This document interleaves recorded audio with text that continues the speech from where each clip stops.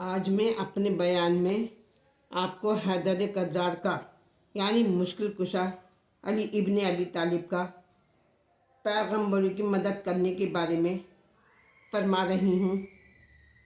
وَيَعْلَمُ اللَّهُ مَنْ يَنْصُرُهُ وَرَسُولُهُ بِالْغَيْبِ۔ اس آیت سے ثابت یہ ہو گیا کہ اللہ تعالیٰ بھی اس مرد کو ظاہر کرنا چاہتا ہے جو اس کی مدد کرے۔ مسلمانوں، قرآن میں ہے کہ اللہ تعالیٰ مدد مانگتا ہے، علی کل شیء قدیر۔ مدد مانگے تو جائز، اور اگر ہم اس مرد سے مدد مانگے تو چوکر ناجائز اور شرک ہوگا۔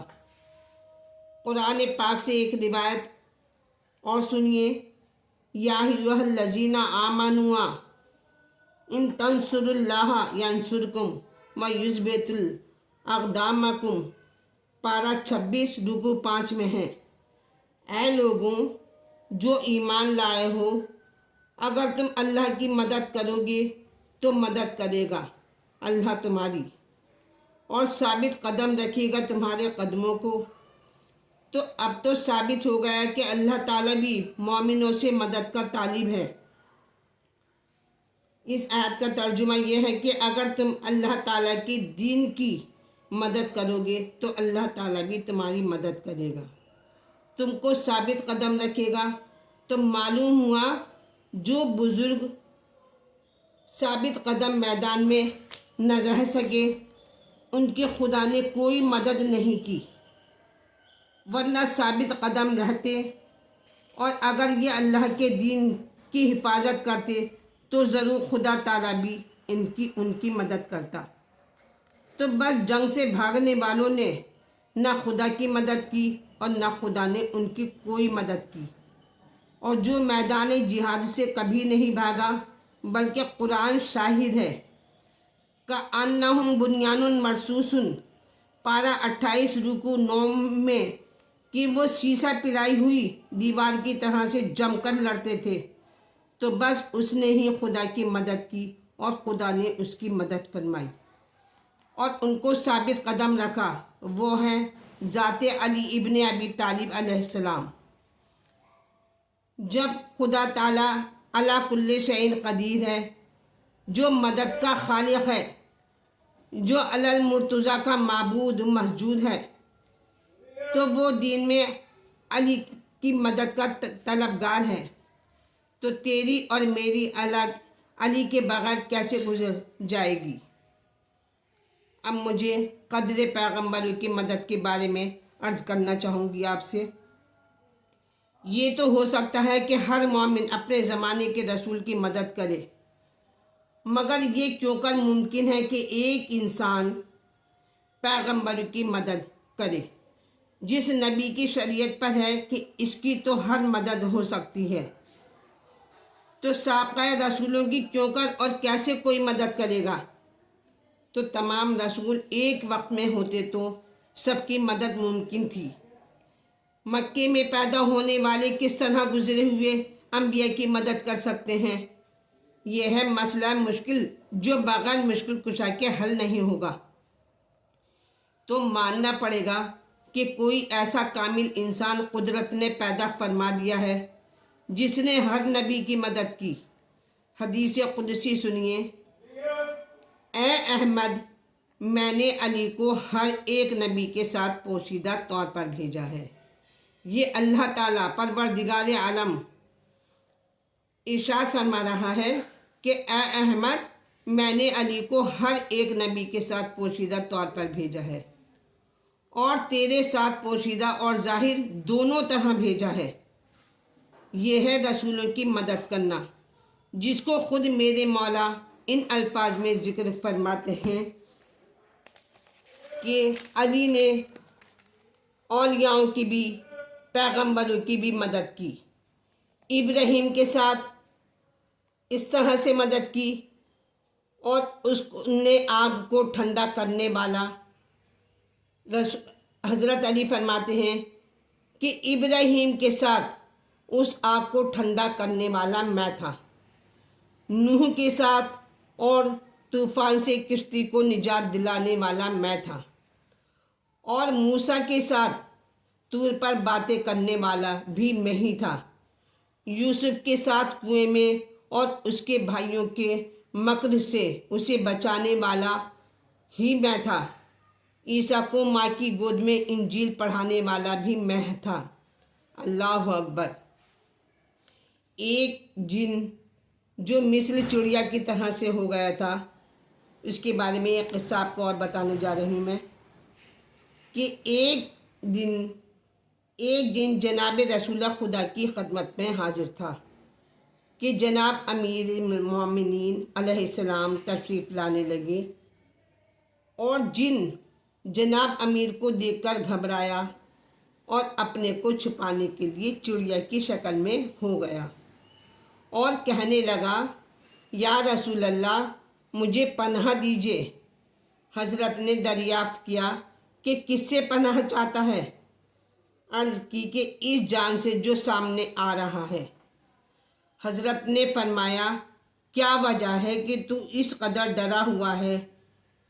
عرض کی، یا رسول اللہ، میں حضرت نوح علیہ السلام کے زمانے کا ہوں، اور طوفان نوح میں کشتی نوح کو میں سوراخ کرنے لگا تھا کہ کشتی غرق ہو جائے۔ ابھی میں نے اپنا مذموم کام شروع ہی کیا تھا کہ یہ جوان ظاہر ہوا اور میرے ہاتھ پر ایسی ضرب لگائی کہ میرا ہاتھ زخمی ہو گیا اور کٹ گیا۔ رسول خدا نے فرمایا، بے شک تو درست کہتا ہے، واقعی یہ وہی جوان ہے۔ دوسری روایت ہے کہ جب حضرت موسیٰ اور ہارون دونوں فرعون کے پاس تشریف لائے تو فرعون نے پہرے داروں سے کہا کہ ان دونوں کے علاوہ اور کوئی اندر نہ آنے پائے، مگر جب دونوں پیغمبر آگے بڑھے تو انہیں کچھ خطرات محسوس ہوئے اور فوراً ایک جوان شہسوار ان کی مدد کو آ گیا اور فرعون سے کہا، ان دونوں پیغمبروں کی بات سنو ورنہ تجھے قتل کر دوں گا۔ فرعون نے ڈرتے ہوئے موسیٰ سے کہا کہ صبح کو جواب دوں گا۔ جب موسیٰ اور ہارون دونوں باہر چلے گئے تو فرعون نے پہرے داروں کو بلایا اور غصے میں کہا کہ یہ جو جوان شہسوار ہمارے دربار میں کس طرح سے چلا آیا؟ کس کی اجازت تھی کہ اسے آنے دیا؟ پہرے داروں نے فرعون کی عزت کی قسم کھا کر کہا، ان دو پیغمبروں کے سوائے اس دروازے سے کوئی داخل نہیں ہوا۔ یہ جوان شہسوار جس نے موسیٰ اور ہارون کی مدد فرمائی، یہ علی ابن ابی طالب علیہ السلام تھے۔ بس قدرت نے علی کے ذریعے سے انبیاء کی مدد فرمائی، یعنی علی نے تمام انبیاءوں کی مدد کی، چھپ چھپ کر بھی مدد کی، اور رسول خدا کی مدد چھپ کر بھی فرمائی اور اعلانیہ بھی کی، جیسا کہ حدیث قدسی سے ظاہر ہے کہ ایک صاحب نے فرمایا کہ تمام انبیاء کی مدد ظاہر کیوں نہ کی، تاکہ آج اشکال و انکار کی گنجائش نہ رہتی۔ میں نے عرض کیا، حضور، ایک نبی حضرت محمد مصطفیٰ صلی اللہ علیہ وسلم کی مدد ظاہر فرمائی تو بے معرفت لوگوں نے خدا مان لیا اور مشرک ہو گئے۔ آج بھی دنیا میں وہ مشرقین جنہیں لوگ نصیری کہتے ہیں موجود ہیں۔ تو جناب ایک نبی کی ظاہری مدد پر یہ عالم ہے مولا مشکل کشا کا۔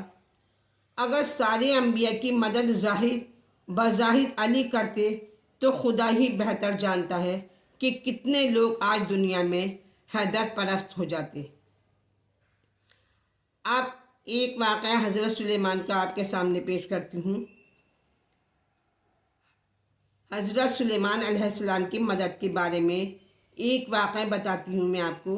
روایت میں ہے کہ ایک روز جناب رسالت مآب کی خدمت اقدس میں ایک جن حاضر تھا کہ جناب امیر المومنین علیہ السلام خدمت رسول میں حاضر ہوئے، جن نے جناب امیر علیہ السلام کو آتا دیکھ کر رسول خدا کی خدمت میں استغاثہ کیا اور عرض کی کہ مجھے اس جوان سے بچائیے۔ حضرت نے فرمایا، اس جوان نے تیرے ساتھ کیا کیا ہے؟ اس جن نے عرض کی، حضور، رسول خدا سے عرض کی، حضور میں نے حضرت سلیمان نبی سے سرکشی کی تھی تو انہوں نے کچھ جنات میری گرفتاری کے لیے بھیجے تھے، میں ان کے قابو میں نہیں آیا۔ پھر یہ جوان میرے سامنے آیا اور مجھے ضرب لگا کر زخمی کر دیا اور زخمی کر کے گرفتار کر کے جناب سلیمان کے سامنے پیش کیا۔ یا رسول اللہ، اس ضرب کا نشان ابھی تک باقی ہے۔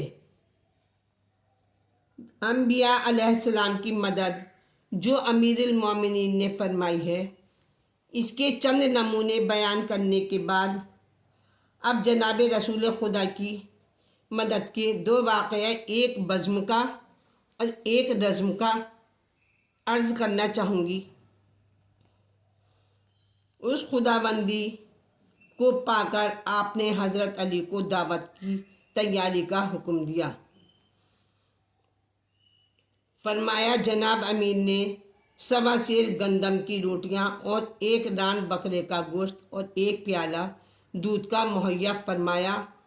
جناب رسول خدا نے عبد المطلب کی تمام اولاد کو جمع کرنے کا حکم فرمایا۔ اس نے جناب امیر نے 1.25 سیر گندم کی روٹیاں اور 1 ران بکرے کا گوشت اور 1 پیالہ دودھ کا مہیا فرمایا۔ جناب رسول خدا نے عبد المطلب کی تمام اولاد کو جمع کرنے کا حکم فرمایا، جو تقریباً 40 آدمی تھے۔ جناب امیر علیہ السلام نے سب کو کھانا کھلایا اور کاسا سے دودھ بھی پلایا۔ سب کے سب سیر ہو گئے۔ اس معجزے کو دیکھ کر ابو لہب نے کہا، دیکھو محمد کتنا بڑا جادوگر ہے، ایک آدمی کا کھانا ہم 40 آدمیوں سے بھی ختم نہ ہو سکا۔ یہ سن کر تمام کے تمام اٹھ کر چلے گئے اور رسول خدا کو کہنے کا موقع کچھ بھی نہ ملا۔ اس پر نبی اکرم نے فرمایا، علی دیکھا تو نے کہ اس شخص نے کیسی سبقت کی ہے، مجھ کو بولنے ہی نہیں دیا۔ اب پھر کل اسی طرح سامان کھانا تیار کرنا جیسا کہ آج تیار کیا ہے۔ تو دوسرے روز اسی طرح حضرت علی نے کھانا تیار فرمایا اور پھر اولاد عبد المطلب کو جمع کر کے کھانا کھلایا۔ جب وہ کھانے سے فراغت پا چکے تو اس وقت رسول اللہ نے ارشاد فرمایا، اے میری قوم، تم لوگوں کی بہت اچھی قسمت اور نصیب ہے، کیونکہ میں ایسی خبر اللہ تعالیٰ کی طرف سے لایا ہوں کہ اس سے تم کو دنیا پر فضیلت حاصل ہوگی۔ خدا تعالیٰ نے مجھ کو تمہاری ہدایت کا حکم دیا ہے۔ کون شخص تم میں سے اس میں میرا شریک کار ہوگا اور میرا بھائی اور وصی اور خلیفہ بننا چاہتا ہے؟ حضرت کی اس تقریر کو سن کر سب خاموش ہو گئے۔ حضرت علی نے کھڑے ہو کر عرض کی، یا رسول اللہ، اس سلسلے میں آپ کی مدد میں کروں گا۔ میں آپ کے دشمنوں کو نیزے ماروں گا، میں آپ کے دشمنوں کی آنکھیں پھوڑ دوں گا، ان کے پیٹ چیر دوں گا، ان دشمنوں کی ٹانگیں توڑ دوں گا۔ رسول خدا اس وقت حضرت علی کی گردن پر ہاتھ مبارک رکھ کر ارشاد فرمایا، اے علی، تو میرا بھائی ہے، میرا وصی اور میرا خلیفہ ہے دنیا اور آخرت میں۔ اے اولاد عبد المطلب، اس کی سنو اور اس کی اطاعت کرو۔ یہ سن کر سب قوم کے لوگ अज़ रुए, हंसकर खड़े हो गए और अबू तालिब से कहने लगे कि पहले अपने बेटे की बात सुन और इसकी बात पर अताअत कर। जो भी मेरी वीडियो देख रहे हैं वो मेरे चैनल को लाइक करें, सब्सक्राइब करें और शेयर करें।